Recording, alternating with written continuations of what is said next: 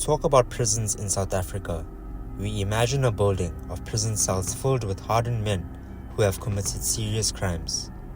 But some of these prisons have another part to them, and that is the female section. In this video, we are going to shed some light on a topic that perhaps does not get as much attention as it should, and that is female prisons in South Africa and the challenges these inmates face. South Africa has roughly 150,000 people behind bars, and 5,000 of those are females. Whether it's for bribery, corruption, murder, or dealing with illegal substances, these women face the same charges. Many of these female inmates were partners with male criminals or inmates and got caught as a result of their partner. Their role in the crime business varies, but they are mainly involved in carrying and delivering drugs and weapons. The reason for this is because male officers cannot body search women by law, and with so few female officers in the force, women often do not get searched. This is a tactic many criminals take advantage of.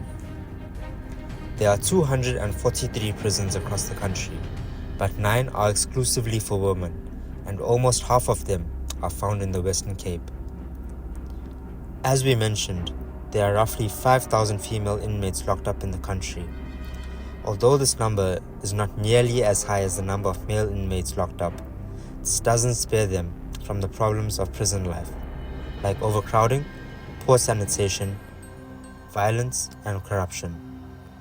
A problem that is exclusive to female inmates is the struggle of being pregnant, giving birth, or nursing a baby for up to 2 years while being locked up, which is a reality for some of these female inmates.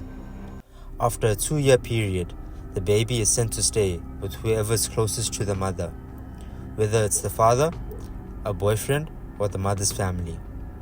If the mother has no one to take care of the baby while she is locked up, then the baby is sent to an orphanage. Some inmates complain that they are not exposed to the same learning and rehabilitation opportunities as the male inmates. Instead, they are only exposed to domestic skills such as sewing, knitting, laundry, beadwork, and taking care of the sick, while the males are exposed to a wider range of skills that increases their chances of employment when they leave. The prisons, however, deny these claims and say the female inmates are offered the exact same opportunity. It is just a matter of who is willing to get involved and cooperate. They also argue that many are involved and taking full advantage of the ICT infrastructure that has been made available by the departments to help those who are locked up and willing to further their studies.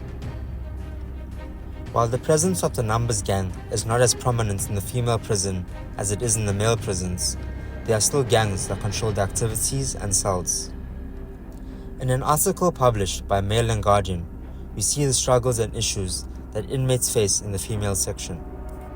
In Portsmouth, it is believed that the kitchen staff are referred to as the mafia, as they control the food and tobacco, which can buy you basically anything in prison. Another way to survive in prison as a female inmate is to find a prison mother, also known as a tronkma. This is a female warder who will adopt you like a child. She will bring you food, medication, and tend to your basic needs in exchange for money deposited into her account. Female inmates do not get the same attention that male inmates do in terms of being heard or broadcasted to the public as many would like to happen. The reason may vary, but we believe that these female prisoners should have more of a voice as they are hardly heard of. There is no point in ignoring these inmates because some may consider they are so few or they have done wrong. Because if we want a better society for ourselves and future generations, then it starts with the people living today.